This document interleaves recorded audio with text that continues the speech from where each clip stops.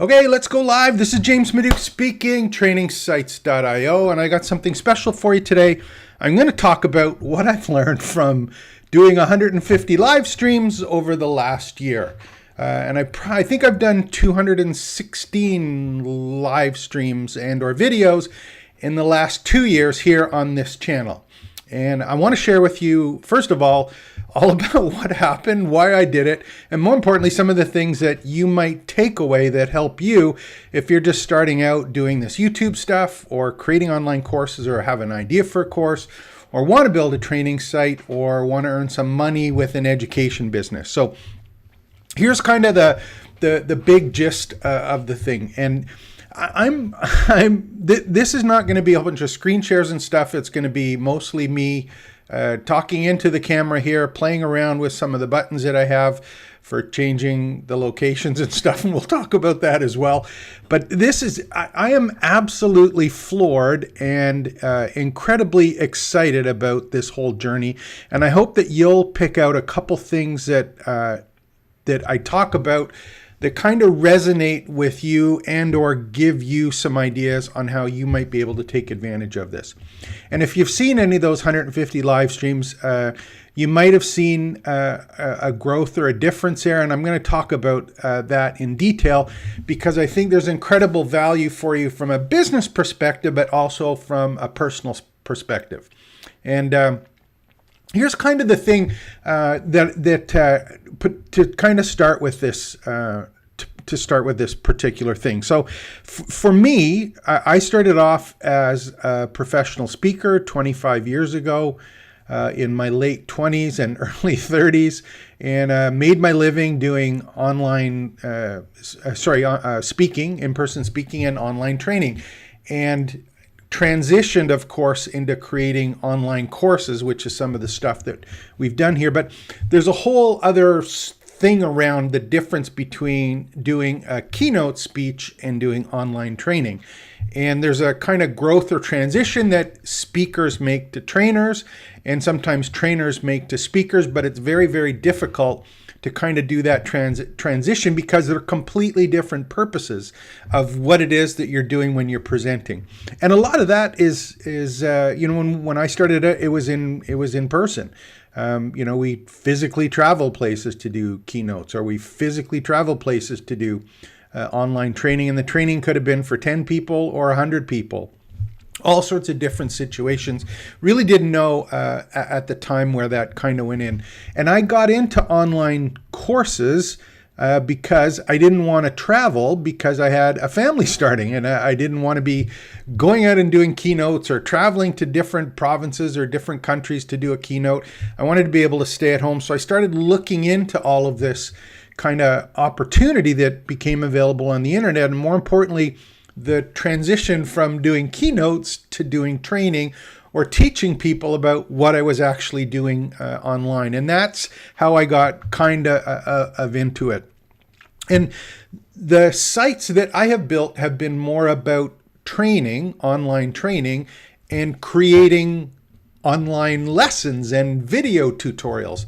So it's about teaching someone how to do something, not about entertaining as a keynote or being memorable or giving what-tos as opposed to how-tos.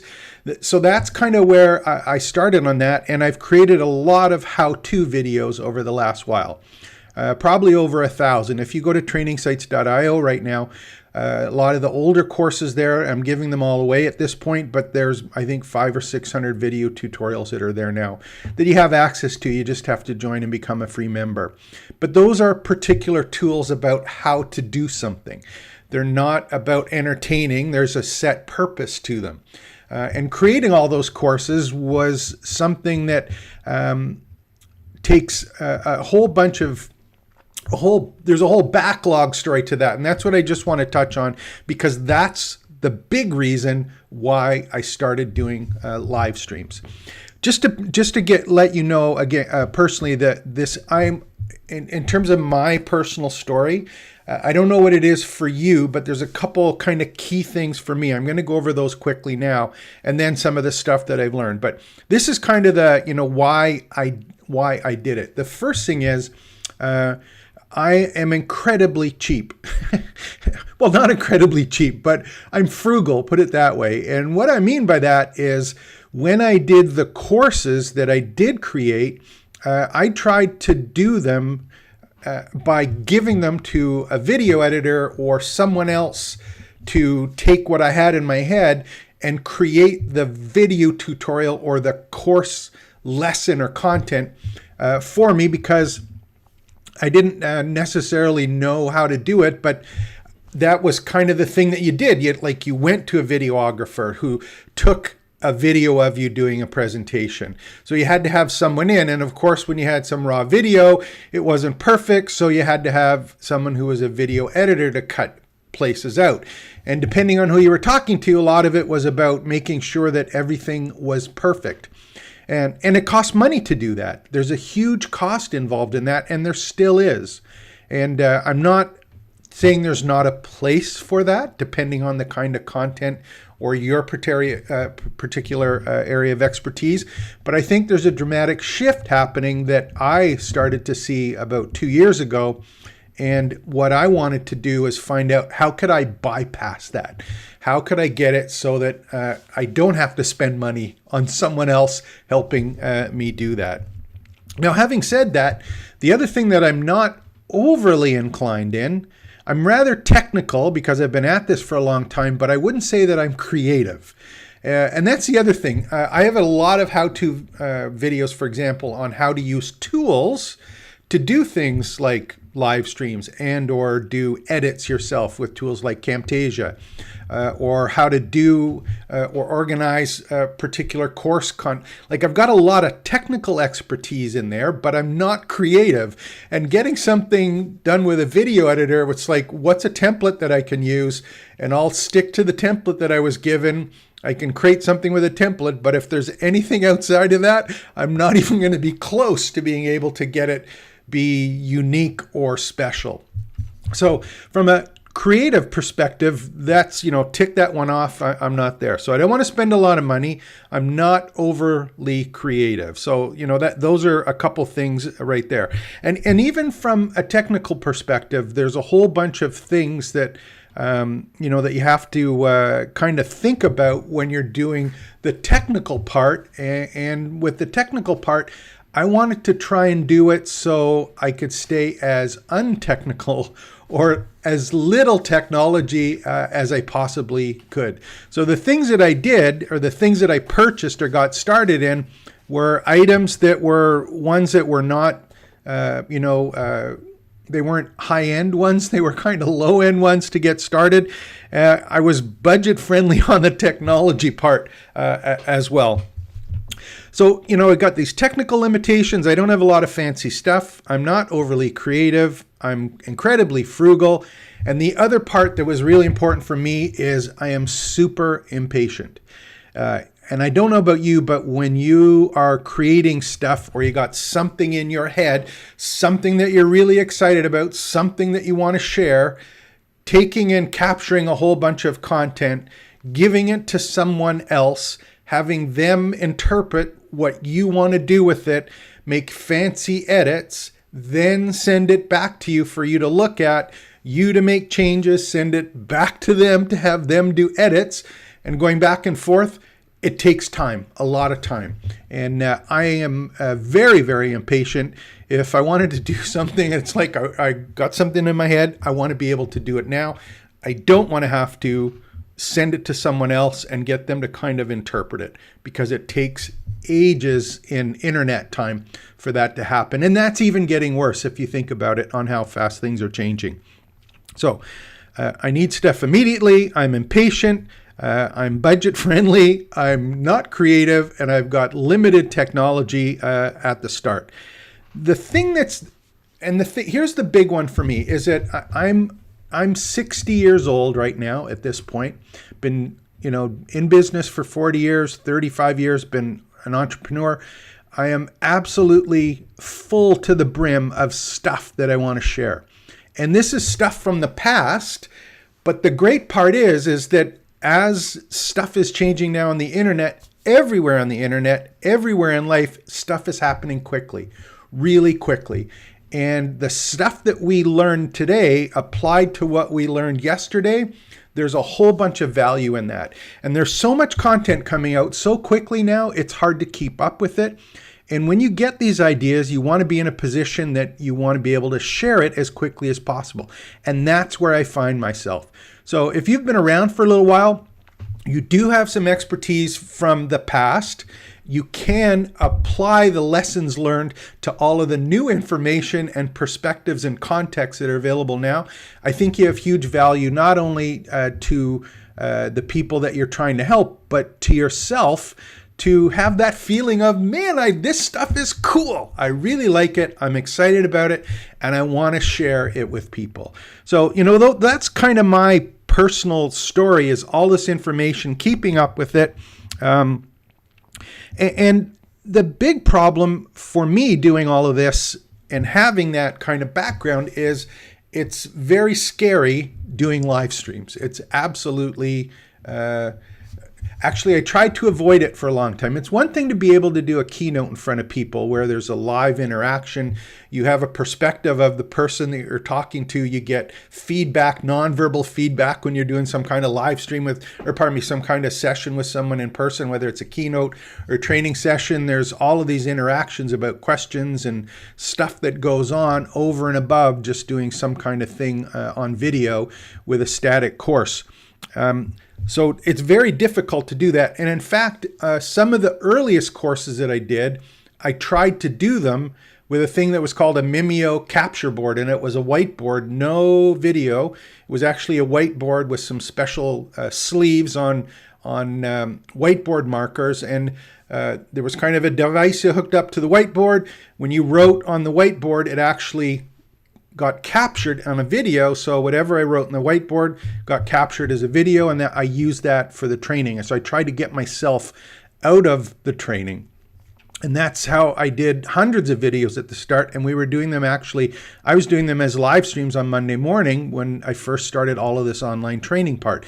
But it was about not being uncomfortable about how you look, how you move, how you smile, what your face looks like, what clothes you're wearing. All of that stuff is very, very, very scary when you start out. And I wanted to make sure that I was comfortable. The goal for me is making sure that I was comfortable if, for example, I didn't have as much hair as some of the younger kids that are doing all of this stuff, or if I cut myself shaving, or if I didn't have a cool suit on doing a keynote or something. So getting comfortable in front of the camera and getting comfortable sharing yourself as opposed to sharing a version of you that's for business, that part is really, really, really hard. And it's one of the other reasons for doing a whole bunch of live streams is being able to be comfortable in front of the camera. So, that's kind of the background story on all of this. And the lessons that I've learned from here, I'm going to go through these quickly. I've been talking 13 minutes. The stuff that's wild here is I could talk forever and ever on this stuff because I'm absolutely pumped on YouTube, AI, online courses, teaching, learning sites, campuses, education, business. This stuff absolutely floors me how fast it's going and how much it's changing. And doing the live streams is giving me the ability to do that. So here's some lessons that I want you to kind of think about for beginners. And I'm talking about beginners for a specific reason, because I'm betting I have a pretty good idea that, you've got stuff in your head or you want to share, but you're maybe a little bit scared, for example, at the start. And when you're scared, it's easy to hold back or give reasons why, you can't do something. Not only from the personal ones, there's a lot of times where people will start out and the reason they'll say they're afraid of something is, well, I don't have the right cameras to do this, or I don't have a proper microphone, or I don't know how to set up the lighting, for example. And a lot of times people go, I don't know all this technical stuff, so I can't do it. And the one thing that I will tell you from the start is the technical stuff when I started was a huge issue. It's not now. If you have a cell phone, which everyone almost in the world does, you are good to go. for doing live streams and also recording yourself if you just want to record yourself. But for doing a live stream, it's drop dead simple. You've got a phone.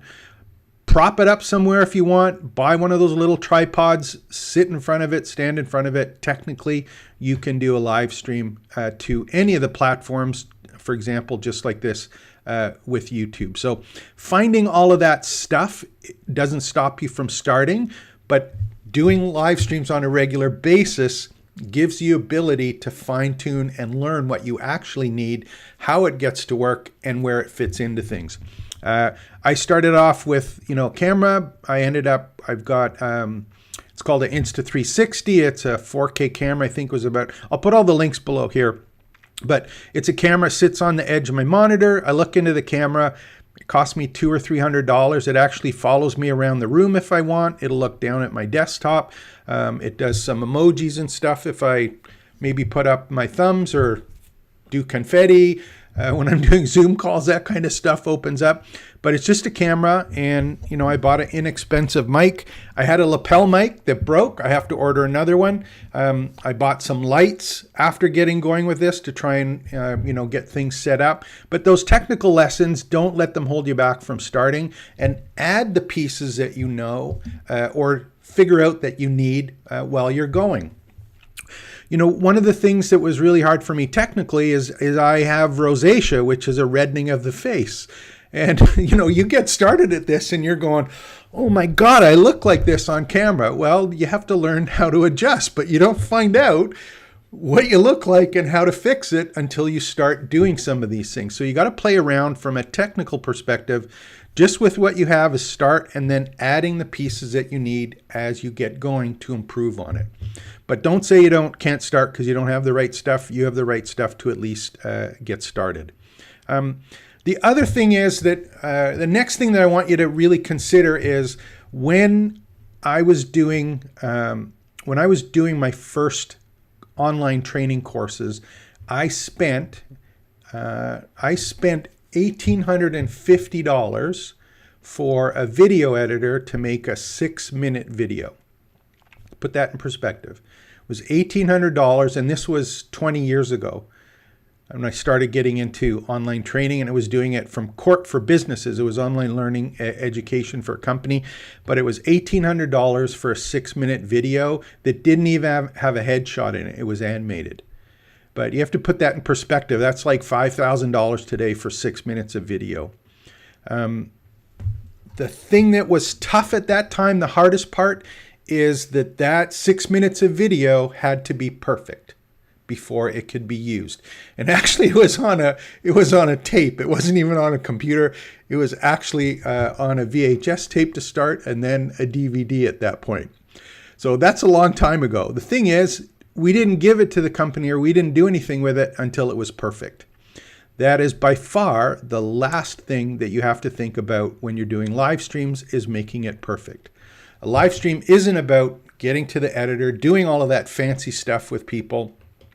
It's about being authentic, getting out there and sharing what you need to share when you need to share it, and not do it because it's not perfectly packaged up. Now, again, there's always caveats with that. Sometimes, the kind of people that you serve expect a level of perfectionism, but I don't want you to stop doing something not just because you don't think it's perfect yet. Get started with where you are, and again, pick up as you learn going through all of this. And I'm talking about stuff with technical perspective, but also from a content perspective, right? The things that you'll notice when you start doing live streams is you'll notice things like those filler words, like you notice, for example, if you move back and forward, if you continue to look away from the camera when you're reading a script, or if you're afraid to look at the camera, or the placement of stuff. That's all things that don't have to be perfect. They don't have to be perfect. I'm expecting that you have good quality content, but the way that it's packaged doesn't have to be perfect. Focus on the quality of your content and improve the packaging of it, but don't not do it because the packaging isn't perfect. Overcoming shyness, the easiest thing to do is live streams. And The great thing about live streams, and specifically on YouTube and some of the tools, for example, that we use, we can do live streams and practice live streams, but not really have them as live streams. You can record into the camera using some of the tools that we use. For example, we use one called Ecamm, which is for Macs. There's other ones where you can, do the same thing as live streaming, but just record it. Don't actually have it broadcast live, but practice. Just practice some, do some. You can use that content otherwise for your courses or other content, marketing content, what have you, but practice looking into the camera, talk into the camera, listen to your voice, how it sounds a little bit different, but start recording some of them even as live streams, even as you're learning how to do them. And the thing that I really like about this is when I first started doing this, I didn't like the way that I sounded, especially online, because you hear yourself back. If you're doing a live keynote, for example, or live training, you have the voice that you hear in your head, but that voice is often completely different than the one you get to see when you're watching a video of yourself. And being able to record some and then hear yourself, you go, oh my God, I really sound like that, or I really do use those phrases, or I structure my sentences that way. Get comfortable with yourself by being able to do these recordings as live streams to start off with. No edit live streams, live edit live streams, and just start recording them and then watch them and see how you come across. Are you making sense? Are you taking too long to explain stuff? Which is one of the things that I struggle with and I'm continually working on.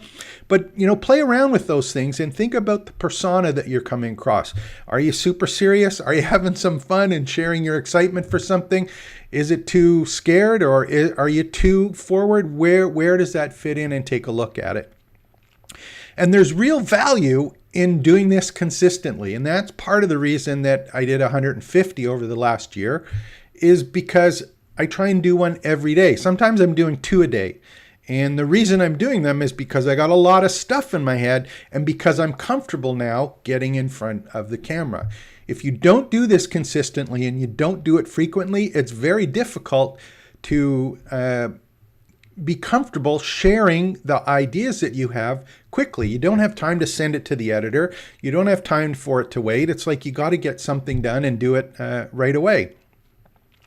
This whole idea of content, and I want you to go back. Here's a challenge for you. If you go look at any of the people that you subscribe to on YouTube or you have subscribed to in the past. Now, I know this is true for me personally, and I know that the people that I follow and subscribe to, this is absolutely true. But if you go back, and this is really important for course creators or course content creators, or basically content creators on YouTube. This is what I believe anyway. If you go back and you look at the content that is being created for online courses, if you've subscribed to any on YouTube, I bet that you'll see that there's been a dramatic shift over the last 1.5 to 2 years, and it's getting even faster. I think in the last 6 months, it's even faster, is that you will see that there is more live edits or more personal training, which is headshot training, live training like this, or live videos being done that are not what was happening 2 years, 4 years, 5 years, when there was special B-roll and all sorts of animations and transitions every 7 seconds and all of these wild technical things that people were taking the time to do really great, high quality videos. I'm not saying the quality of the videos is bad, but I'm saying it's not nearly as overproduced as it was in the past. People are not competing on how produced the content is. They're competing now on the value of their content and their ability to get it out quickly in a way that is consumable by people in an authentic fashion. Look at the videos that you subscribe to. Take a look at, first of all, the quality of what they're putting out, but also the structure of what they're putting out in terms of the production value. Is it quicker? Yes. Is it longer? Yes. Is it more authentic and personable? Yes. And I think this is going to accelerate over the next little while dramatically, and you got to be on board with it.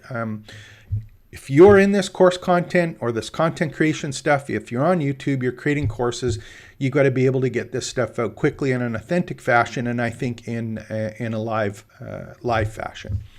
The other thing that's happening here is if I look, for example, again, a year ago, and I take a look at the social media content that I'm consuming from the people that I'm watching or competitors of myself or the people I subscribe to, if you take a look at the social media content, the majority of the content that was on social media that I got was produced social media.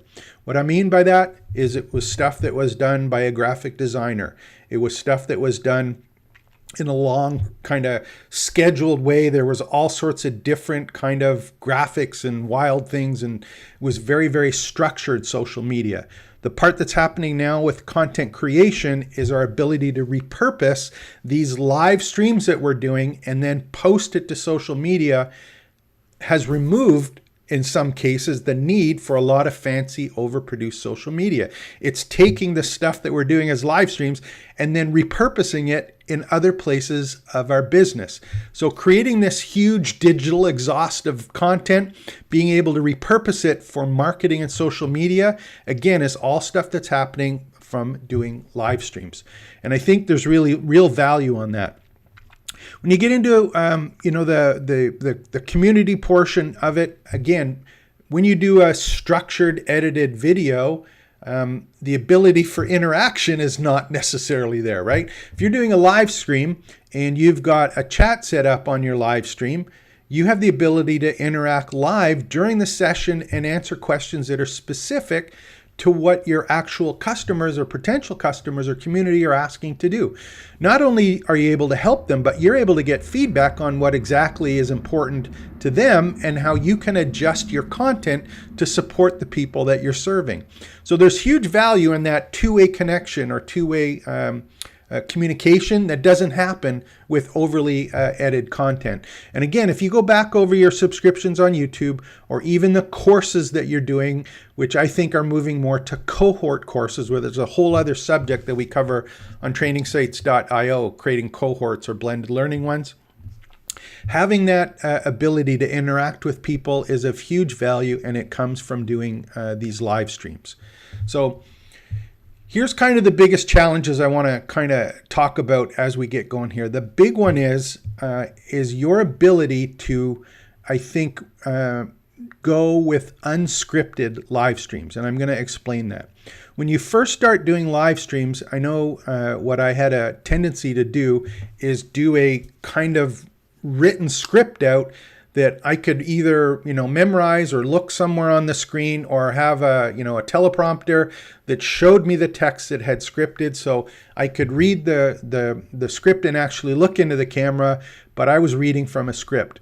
In other cases, what you might want to do is if you get a little more comfortable and you know your stuff really well, you go, you know what, all I need are some bullet points or some talking points to do that. So you got to get comfortable, I think, not doing scripts. I think you have to move towards doing bullet points at the most. And creating those bullet points or getting the bullet points structured in a way, or the talking points, getting them set up, and kind of the breaks that you want to have between a headshot, for example, or looking, let me just do this one here, for example. So here's for example, the bullet points that I'm working from today and the talking points that I'm working from today that I got from Claude.ai. So all I'm saying is that you've got to work at some bullet points and a way to create those bullet points quickly so that you can do live streams very, very quickly.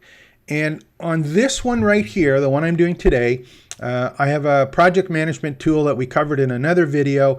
And I've got right now, I think I've got 122 different topics that I want to, or different YouTube videos that I want to do where they're just ideas. And what I do is I pick the one that's appropriate or the one that I want to work on today, and I create these talking points with AI tools, and then I just get on and live stream them.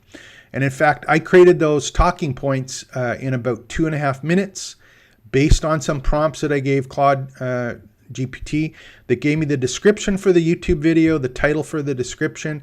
It gave me a layout for the YouTube thumbnail. It gave me all of the details that I needed to actually create the live stream, get it ready to go, and it gave me the bullet points or the talking points to go over the title that I had come up with, or the focus that I had come up with. So that ability to, transform ideas quickly, that's a skill that you're going to have to pick up, and that happens when you do these on a regular basis. Because you're going to find you got all these ideas start streaming in, and then as quickly as possible, what you want to do is you want to go, man, I got to turn that into a live stream. And that's the thing that is really cool, is that a live stream, a lot of people, if you look at live streams, they think of it as a webinar. I'm going to do a structured webinar for an hour, and they schedule something in advance. When you're doing a live stream, technically you can do a live stream in 30 seconds once you're set up. And we use Ecamm Live, which I've got some videos on if you don't know how to use it. There's other ones, for example, which are services like StreamYard or Riverside.fm, which are paid for services. Or on Windows, you can use something like the OBS software. But once you install that software, technically you have a camera set up, you can be live in 1.5 minutes. Just by turning on your software, basically giving a title and description, and having your software connect to YouTube or LinkedIn or Facebook or any of the places that it's connected to, and you can be live talking. So that ability to create content quickly and do it quickly, got to get comfortable with it. And talking points, I think, is the best way to kind of work with that. This one's really important for course creators. And I'm talking about creating content with live streams. Courses are easily created by capturing the live streams that you're doing. And I'll give you an example of one of the things that can happen on this is I have right now, I think I've done, I'm not sure the number. I think there's 100 and some YouTube videos in a playlist. And if I have a playlist in YouTube, or if I have captured or created a playlist in any of the video hosting tools, like Vimeo, for example, or Ustream or YouTube, if I have a playlist that I created from live streams, technically what you can do is it takes about 1 minute with LearnDash as an example, and this is something we have covered in one of the videos. There's an option in LearnDash to import playlist as new course. Import playlist as new course.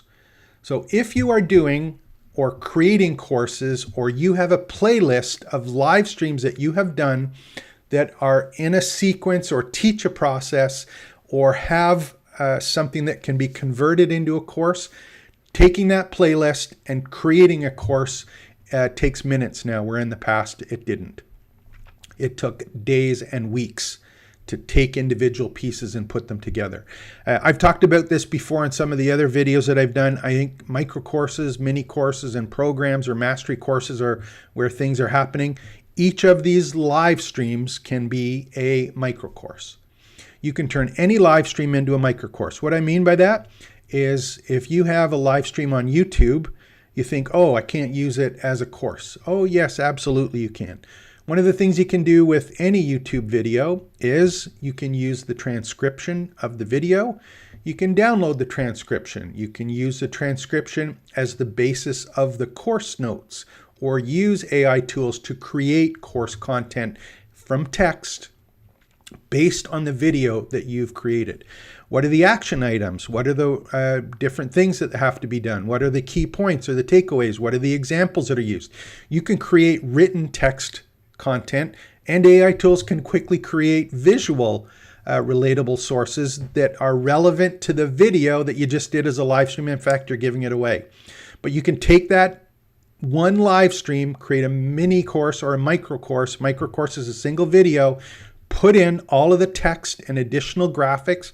Maybe there's some materials, downloadable PDFs or checklists that you can add to it. You can also use the description that you used in YouTube as the description of your micro course. You can create a quiz for it or add a quiz for it. But something you used as a live stream or created on a live stream can immediately be created or turned into a micro course that is put on your training site. So If you're creating live streams on a regular basis, if you can do 1 a day or 2 a week or 3 a week or whatever it happens to be, you're in a position where you can create micro courses every time that you create a live stream. Just by getting yourself set up, being comfortable in front of the camera, having some talking points that are important about your topic or something that you are sharing or your business is about, and turning that into content that is of higher value than just the video. So create live stream content, turn it into courses if it's appropriate. It can be done quickly.